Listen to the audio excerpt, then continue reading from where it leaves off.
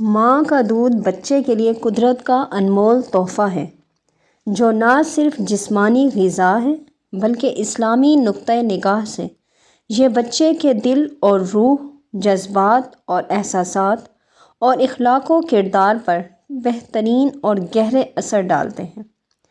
یہ بچے کو صرف صحت بخش خوراک ہی فراہم نہیں کرتا، بلکہ اس کے ذریعے ماں اپنے پاکیزہ خیالات، رجحانات، اعلیٰ جذبات اور پسندیدہ اخلاق بھی اس کے جسم و جاں میں منتقل کرتی ہے، جس کی وجہ سے تا دم آخر بچے کے دل میں اللہ اور اس کے رسول صلی اللہ علیہ وآلہ وسلم اور دین کی محبت جاں گزی رہتی ہے۔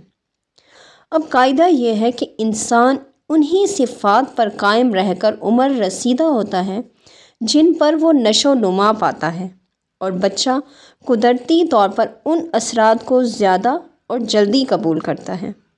اسی طرح شیخ عبد القادر جیلانی رحمۃ اللہ علیہ کے حوالے سے ایک واقعہ بہت مشہور ہے۔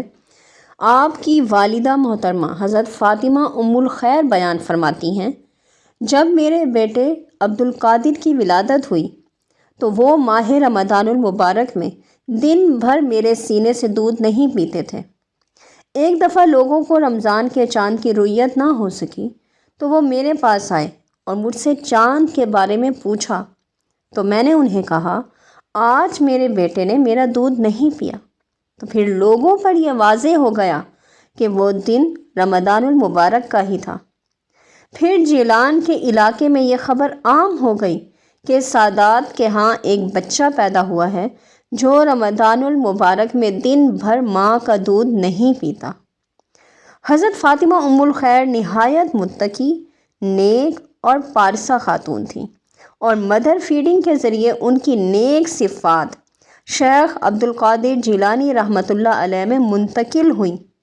یہی وجہ ہے کہ والدہ کی عبادت اور ریاضت و مجاہدے کے طفیل انہوں نے اپنے زمانہ رضاعت میں بھی رمضان المبارک کے آداب کو ملحوظ خاطر رکھا اور جمیع اولیاء کرام کے سردار کے منصب پر فائز ہوئے۔ اس واقعے کو محمد بن یحییٰ نے قلائد الجواہر میں بیان کیا ہے۔